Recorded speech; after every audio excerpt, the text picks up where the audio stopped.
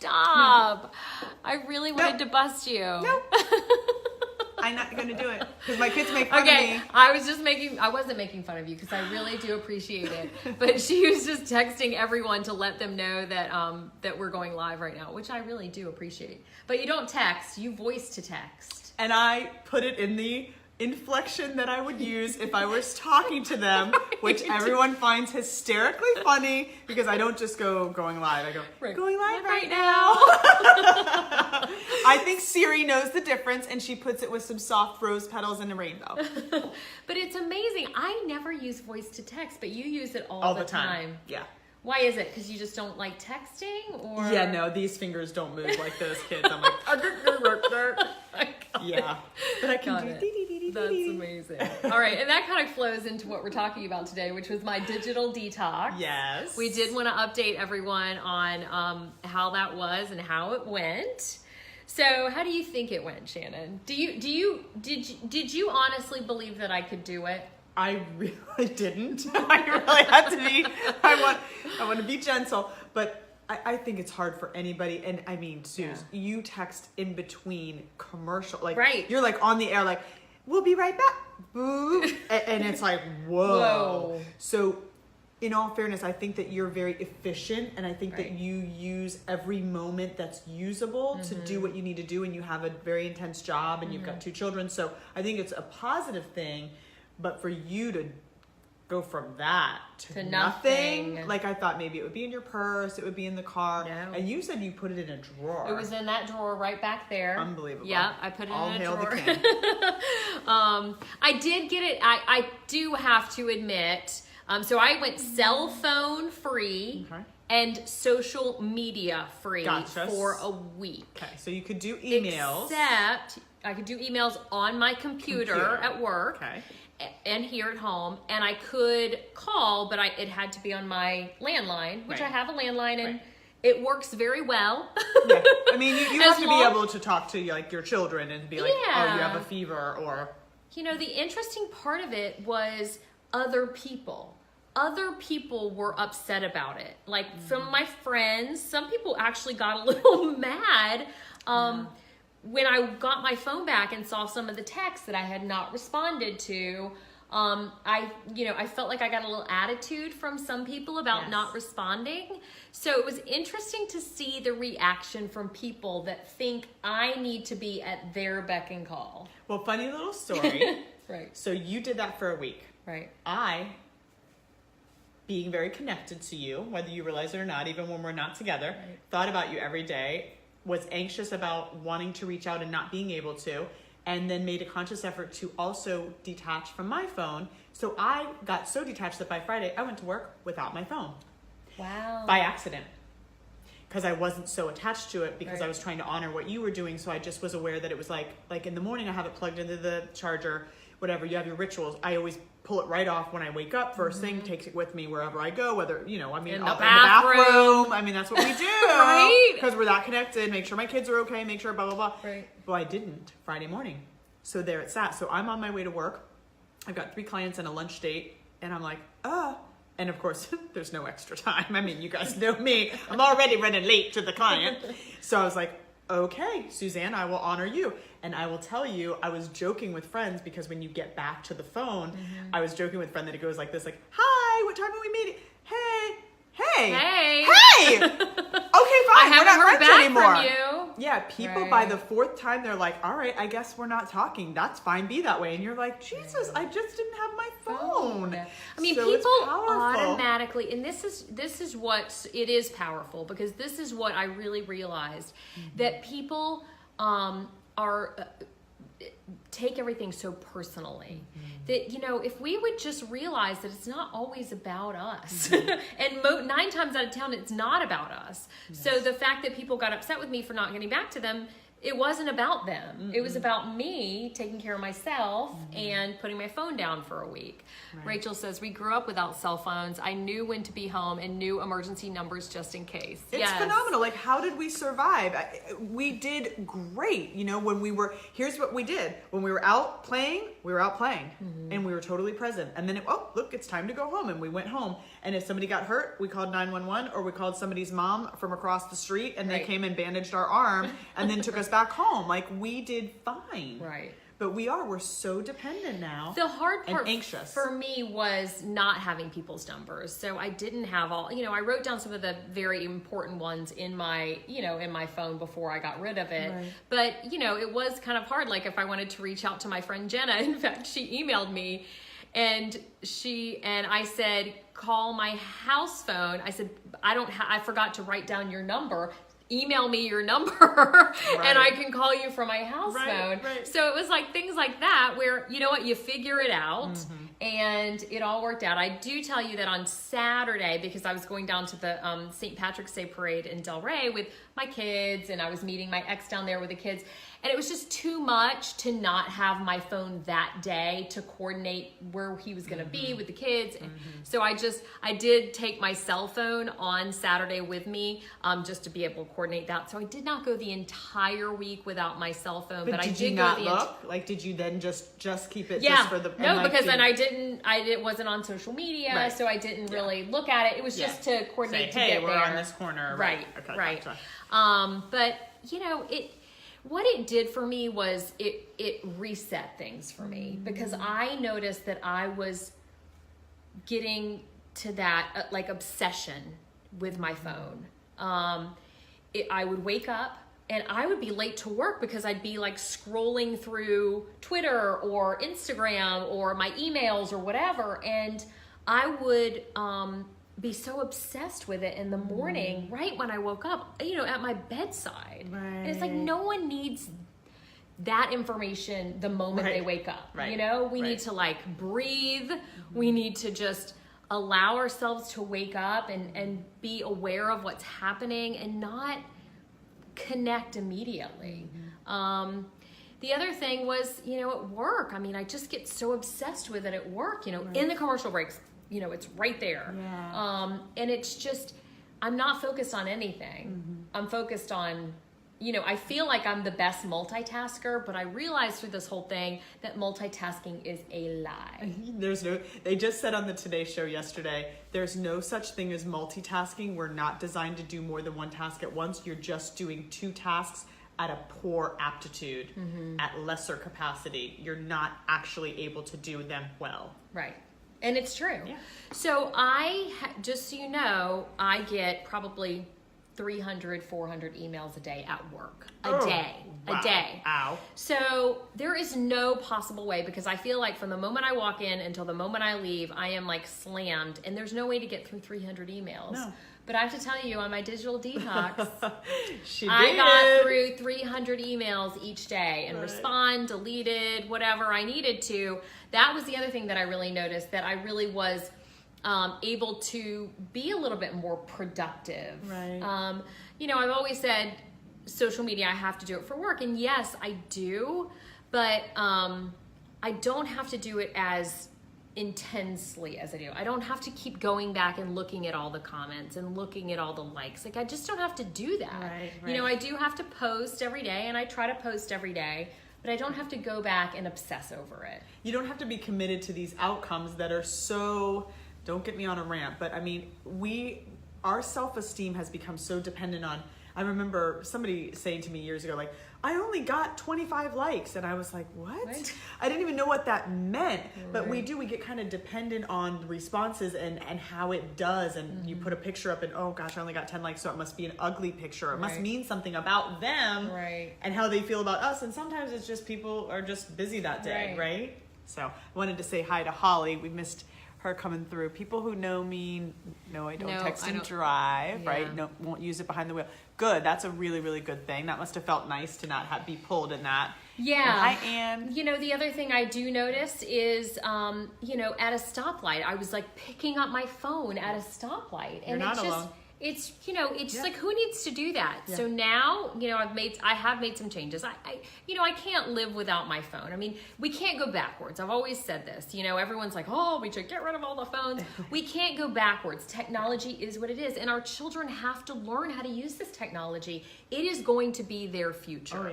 But I think we all need to learn a way to live with it so that it doesn't impact our psyche and our emotional health, that we're just using it as a tool and not as a crutch. Well, you have to, what you just said, I love, like we can't go backwards. There has to be a balance. I know my mom is one of those people, she still has a flip phone. I love that. Not laughing at you, Mom, a little bit of laughing. Scott Eddy says, stop tweeting me all the time. Scott. Yes, Scott. I do tweet a lot. She's a tweeter. I know. So my mom has a flip phone and she like refuses to go forward. And I understand it in a lot of ways. I'm jealous because we're in the same business and it's hard to respond to all the texts and all the stuff. But I'll tell you what, when my daughter went to college and I went to the orientation, you cannot put your child in college and get through everything unless you are tech savvy. Let me let you know that. I have had to learn a lot because there are 50 websites that you have to go to. There are 50 things you have to sign in on. There's 20 things you have to fill out and there's no paper fill out anymore. It's not an option. You have to prove insurance and all this stuff. So if you're one of those people that's like, I refuse. Listen, if you have a kid going to college anytime soon, you better get savvy because you're going, and it is easier. It's the only way, by the way. They won't deal with you any other way. No. Okay? But it's easier to be able to pick up the phone, call them, and then they go, okay, and you give the number and you do this and and then they tell you where to go and what to do. But if you don't know how to do that stuff, bright futures, scholarships, you're out of luck. Online. It's all online. Yeah, and I mean, all the jobs in the future, these kids are going to have to know how to use this technology. And I also think it's incumbent upon parents to be aware of what is going on online. I mean, I'm on Snapchat because my daughter's on Snapchat. I'm on Instagram because, also for work, but I also want to see what my daughter is doing on Instagram, and I think we as parents can't just do like this and say no technology and that's it, because at some point your kid is going to need to be on it. And I think it's incumbent upon us parents to learn it and teach our children how to be on it in a safe way, not only for their physical safety, because you don't want them being in touch with anyone that they shouldn't be online, but also for their emotional health and how to deal with those, those comments that maybe aren't so nice, or because that's going to happen. It's going to happen. And so I think we can't just turn a blind eye and shut it all off. But I think there is a way to reset. And I think that's what this digital detox was about for me, was resetting. I did notice I was a lot more calmer. I was a lot more focused. I wasn't like scatterbrained, which I'm already sort of scatterbrained because as I've said before, I have a touch of ADD. Just a smidge. But this makes it worse. I mean, when I'm so hyper focused on my phone, it makes my ADD worse. Yeah, because you're not really present for anybody else around you. Yeah. And I'm so present for people in the digital world, but not for real people. Not for real people. Definitely. I can say that I felt that at studio with you. It was so nice to be able to look across when we went to commercial and make eye contact and be able to say something or whatever, because usually I look across, you're like this. Right.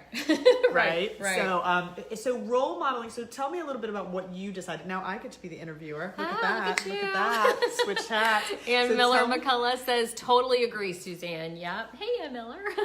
So tell us a little bit about how now you're role modeling balanced technology for your children and some rules you've set as a result of your detox. So one of the first rules I made, and I am definitely sticking with this one, is no phone in my bedroom. So Alexa has been waking me up. She's been a little cranky because sometimes she doesn't turn off and I'm like, Alexa, snooze. And at 2 in the morning, we have to go around the bed and unplug Alexa. It is not fun, let me tell you. But no more phone in the bedroom, because I cannot be on it first thing when I wake up or right before I go to bed. It is just not good for my brain. It's not good for anyone's brain, to be honest with you. And it's not good to have a phone that close to your head all night long. I just don't think that's a good idea. So the phone is out of my bedroom, and I think that it was one thing that definitely needed to happen. My kids are on spring break right now, so I haven't really put this into effect, but when they get back into school, we are going to do no phones in the afternoon after I pick them up from school. So Lane, my daughter, she has to have an iPad for school. She has to be on her iPad, so I can't get rid of her iPad. But her phone, no scrolling through Instagram or any of that when we're in the afternoon, homework, dinner, talk to each other, no phones. They're going to hate you. They are going to hate me. Hi, Michelle. She says, hi, ladies. Hello, Michelle. And I'm open, and like if Lane says, well, I need to text my friend for something, fine, okay? But for a function. But for a function, not we're going to just scroll through Instagram. Right. That's not happening. Mindlessly sitting for 3 hours goes by. Right. And no phones in their bedroom. No digital devices in their bedroom either. That's before and wonderful. After bed. That's been my son's 17, and I swear there were so many times that I would go in his room in the morning and like find that thing right here as he's sleeping. It's like terrifying. Right. Yeah. So. Yeah, and I think we just all need to trying to take Sundays off. Says one Michelle. day a week digital free. Yeah, that's kind of a great concept. I think that is a good concept. Or maybe when you're at the beach. Do you really need your phone? Yeah.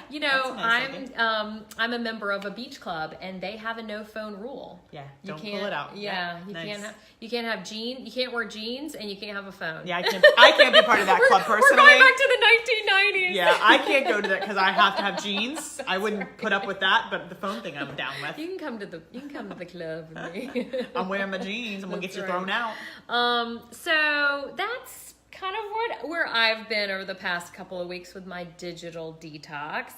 And Shannon and I were kind of talking before we sat down and went live today about some of the things that this had presented in her life, because what I thought was the interesting thing that was kind of related to this is you say it's also, you believe a lot of technology is the reason why we're not paying attention to our friends or our family as much anymore. And not just in front of them, but saying, oh, I haven't talked to my friend Tina in a few days. I need to call her. Instead, what we're doing is we're so focused on our phones in those little in-between moments that we don't even think about all the people that we could reach out to in real life. And that's so forgive me, I'm moving and swaying here because we talked about that beforehand, and then my ADD, as you were sharing what you kind of did this week, I realized what I learned this week that I had wanted to share but completely forgot about until you reminded me. So we'll get back to that disconnection in friendship. One of the things that I discovered this week that I think is really powerful and profound for people to know about, because it really shocked me. So I've mentioned over the past however long that I've had some health issues, and I haven't gone into detail, and no need to go into detail. I'm a 46-year-old woman, and hormones and all kinds of different stuff. But what I never attributed any of my physical stuff, and some of it's very real and whatever, but what I never attributed any of my physical stuff to was stress or anxiety, ever. So while you did your digital detox over the last week, I went away last Friday to Orlando for 3 days, and my husband loves golf, and he's made me, a follower of it as well. We enjoyed it, something we do together. We went to the Honda Classic, and then we went this past weekend to the Arnold Palmer Invitational. So you got tickets, and so we decided to go in on Friday, kind of late, and 5 o'clock, whatever, get there and do dinner, and then Saturday we laid by the pool all day, and then Sunday we went to the Arnold Palmer all day, and then drove home. I did not have any issues. Any symptoms? While I was away. All my little, my blood sugars, my blood pressure, all the things that are kind of all over the map were even. When you were away. When I was away. And I kept going, wow, okay, I'll just enjoy this moment. I'll just enjoy this hour. I'll just enjoy this day. I'll just enjoy this day. And I was starting to get anxious about coming home. Oh my gosh, when I get home, am I going to have stuff? Am I going to have stuff? Oh, I hope I stay like this. I feel so good. I feel so good. And I got home in my town and I was okay. I'm okay. And then I got home to my house. Like, okay, I'm unpacking, and I'm one of those OCD people. I want to get stuff in the laundry. I want to get everything unpacked. I want to get my house back to normal. I want to, Sunday night. And all of a sudden my hands started to shake. And then all of a sudden my stomach started to swirl. And then I started to feel kind of lightheaded and foggy, which is one of the symptoms I deal with when I'm home. And I said, oh my God, this is anxiety. And so often the symptoms that we have can be mimicked with anxiety, and we don't even realize it. But lightheadedness, low blood sugar, lightheaded, high blood sugar, lightheaded, high blood pressure, lightheaded, low blood pressure, lightheaded, anxious, lightheaded. And it was such an amazing moment and transformative in my life, Suzanne, because one of the things that happens when you don't feel well for a long time is you try to figure out why. And so what happens is you wake up, gee, why am I a little dizzy? Why am I dizzy? Let me go to the doctor. Let me Google it. Let me figure it out. Right. Let me take my blood pressure. Let me take my blood sugar. And so now I go, oh, I'm anxious. Yeah. And what happened in that moment after I realized it is I took some deep breaths and I identified it. And then all of a sudden my hands stopped shaking. My lightheaded quieted down and I started to feel better.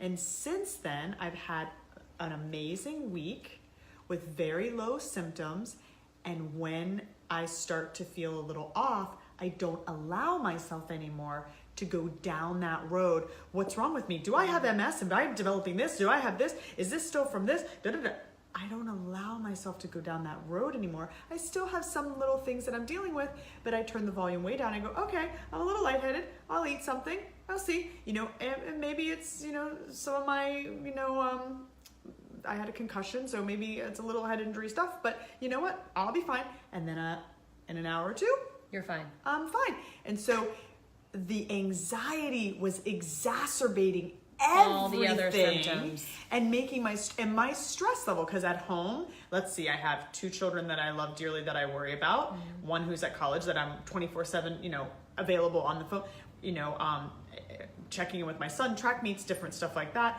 I have a full-time practice and all those clients are texting me and whatever and keeping my schedule. I have a dad who's in hospice that I'm at every other day at least, trying to check in on all my stressors that I, by the way, don't feel stressed. Right. And I think this is a lot of us and that's women. the crazy thing, that we don't feel stressed. We don't. We just do it. Yeah, you just go through the motions. And then when you get out of it, you look back and you think, holy crap, that was a crazy time of my life. And I didn't even think I was stressed. And that's what hit me when I got home, is that I am stressed. And what also hit me is that I don't slow down. Take care of yourself. Take care of myself and rest. I try to take care of myself with, walking and drinking water and things like that. But when I'm home for the weekends, I'm on a dead run. I don't rest on the weekends. I don't lay by the pool. No. Lay by the beach. Right. Leisurely walk through the park. And you have to do these that. things. If you're going to handle this stress Monday through Friday, you have to take it down a notch. So it was profound for me. Yeah. Profound. It's so funny. I was talking to a friend the other day, and he said his back was hurting, his upper back. I go, oh, stress. He's like, I'm not stressed. Yeah. I'm like, oh yes, you are. Yeah. Because that's where you hold your stress. Yeah. I'm like, I'm very familiar with it, and you might not think you're stressed, but you are. No, I literally had no idea. Like if someone would say to you, you have a lot of anxiety, and you're thinking, no, I'm really okay. Yeah, because I know what anxiety looks like, and I know when I'm spinning, but because here's the problem that I want to identify for people, anybody who's going through illness stuff, when you're sick, you're trying to figure out what your sickness is. You're not going to identify that as anxiety, but it is. And it creates a ton of anxiety. And as soon as you start spinning, trying to figure it out, your anxiety will then create the symptoms that are similar to the... So now you're in this spin cycle. Right. So that's what I got that was so beautiful. Not that I don't have some stuff going on and I'm working on it, it's getting better every day and I'm healing.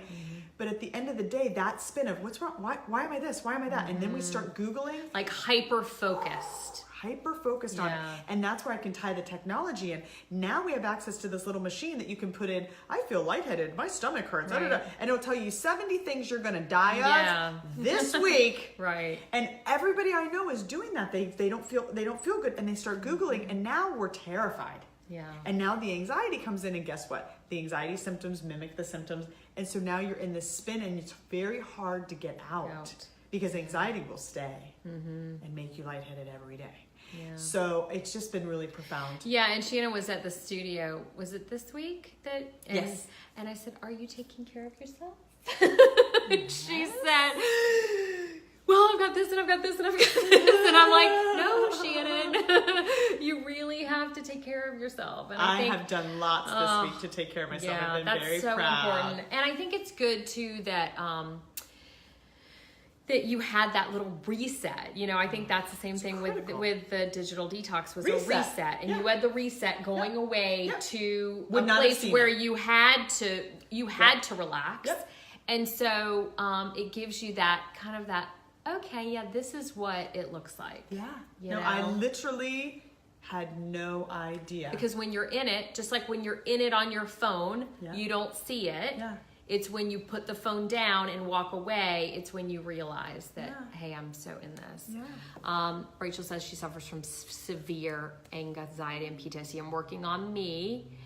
Yeah, and I can help people around me see when I see that. Yeah, that's important. I mean, it's so important that you recognize what that is, and then if you can just kind of step away or step outside of yourself and really say what's going on here. Well, one of the things that's a great tool when you have anxiety is that we try to fight it. It's like, oh my gosh, I'm getting anxious. And it's like, oh, how about just step into like, oh, okay, I'm just anxious. I'm dizzy right now because I'm anxious. It's okay. It'll pass. It's just anxiety. Yeah, I'm just feeling overwhelmed. You know, if you can align with it, I love the expression, what we resist persists. Yeah. So if you can align with it and step into it and kind of walk through it, and what do I need to do? I woke up, actually when I got back from my trip, I woke up on Tuesday morning shaking, got right out of bed, put my shoes on and went for a run, gone. Yeah. Not a run. You guys that know me are like, that's not right. Shannon's lying. You did not go for a run, you liar. I went for a walk. I went for a power walk around my neighborhood. Let's just go with run. Yeah, no. Did you see someone chasing me? Because I'm not running unless you're chasing me, and it's got to be a bear. So and she's not coming to hot yoga either. No, I'm not hot yoga. I'm not trying to get her to hot yoga. Yeah, I'm not bending my head in those contortions.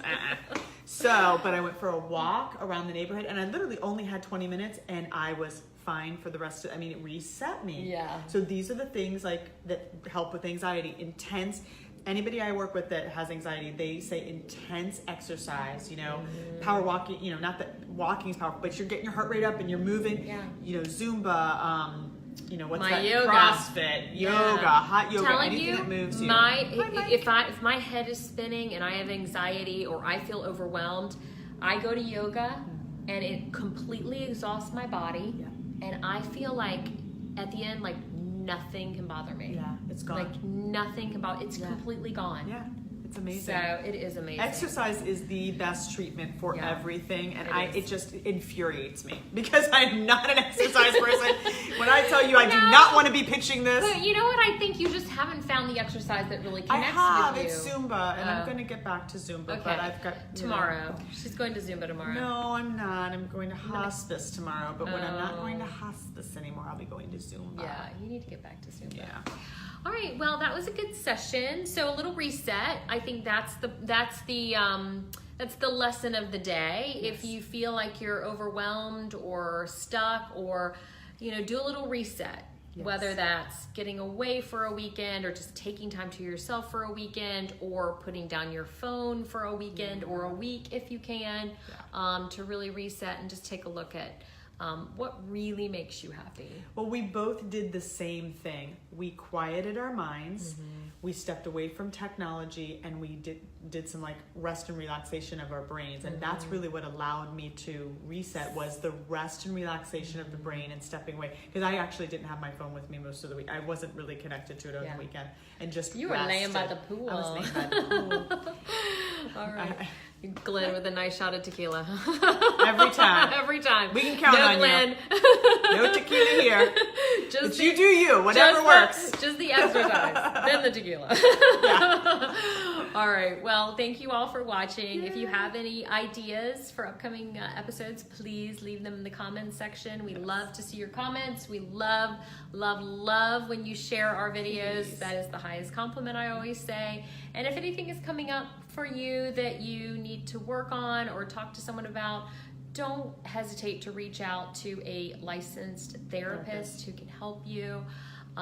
We are just here to kind of give you a little push, right? Yes, a little nudge. A little nudge. Thank you, Anne, for tuning in. Yes, we appreciate thank you, it. Take care, Anne. everybody. Missed Bye. you, Anne. All right, bye, guys.